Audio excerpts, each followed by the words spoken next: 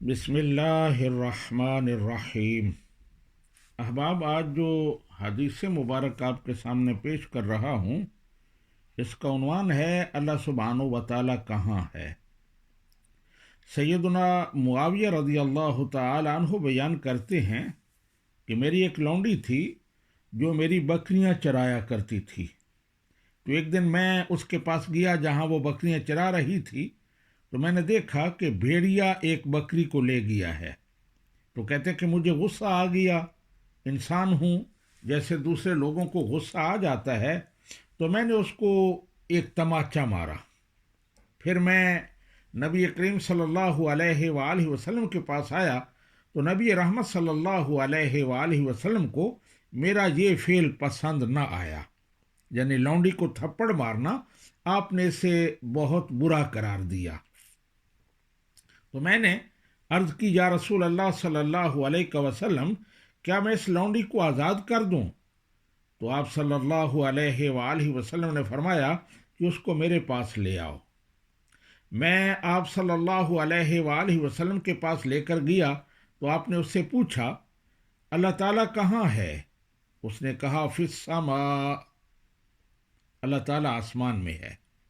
پھر آپ صلی اللہ علیہ وآلہ وسلم نے پوچھا کہ میں کون ہوں؟ اس نے کہا، انت رسول اللہ، آپ اللہ سبحانہ و تعالیٰ کے رسول ہیں۔ تو رسول اللہ صلی اللہ علیہ وآلہ وسلم نے ارشاد فرمایا، اعتقھا فإنھا مؤمنہ، تو اس کو آزاد کر دے کیونکہ یہ مومنہ ہے۔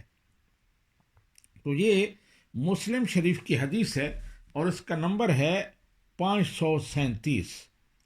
اب یہاں بظاہر تعجب ہوتا ہے کہ اللہ سبحانہ و تعالیٰ تو کسی جگہ یا مکان میں مقید نہیں ہے، تو یہ کیسے ہو سکتا ہے کہ وہ آسمان میں ہو؟ تو بالکل یہ عقیدہ ہے ہمارا کہ اللہ سبحانہ و تعالیٰ کسی جگہ اور کسی مکان میں مقید نہیں ہے، لیکن یہ بھی ایک حقیقت ہے کہ اللہ سبحانہ و تعالیٰ کے لیے فوق اور علو ہے۔ اس لیے جب بھی اس کا تعارف کرایا جائے گا تو آسمان کی نسبت سے کرایا جائے گا، یعنی آسمان والا رب، عظمتوں والا رب۔ قرآن پاک میں ایسی بہت ساری آیات موجود ہیں جن میں آسمان کا ذکر ہے کہ اللہ سبحانہ و تعالیٰ آسمان میں ہے۔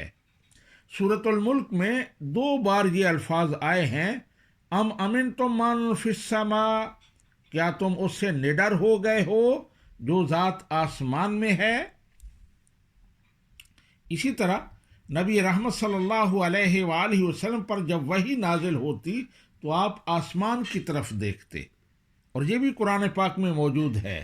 اللہ سبحانہ و تعالی ارشاد فرماتا ہے، قد نرا تقلب وجہک فی السماء، اے محمد، بے شک ہم نے آپ کے چہرے کا بار بار آسمان کی طرف اٹھنا دیکھ لیا۔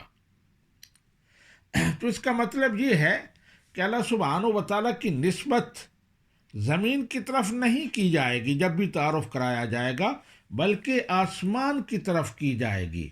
اگرچہ اللہ سبحانہ و تعالیٰ زمینوں کا بھی رب ہے، ہر چیز کا رب ہے، اور زمین میں بھی وہ اپنی شان کے مطابق موجود ہے، لیکن زمین کے ساتھ کیونکہ ذلت اور پستی ہے تو اس لیے اللہ سبحانہ و تعالیٰ کا تعارف زمین کے ساتھ نہیں کرایا جائے گا، کیونکہ اللہ سبحانہ و تعالیٰ کی شان کے خلاف ہے کہ ذلت اور پستی والی چیز کا اس کے ساتھ نسبت کی جائے۔ تو اس لیے یہاں یہ کہا گیا کہ اللہ سبحانہ و تعالیٰ آسمان میں ہے، حالانکہ میں نے عرض کیا کہ عقیدہ یہ ہے، ہمارا مسئلہ یہ ہے کہ اللہ سبحانہ و تعالیٰ نہ آسمان میں مقید ہے نہ زمین میں، وہ اپنی شان کے مطابق پوری کائنات میں ہر جگہ موجود ہے۔ اللہ سبحانہ و تعالیٰ عمل کی توفیق عطا فرمائے۔ وما علینا الا البلاغ۔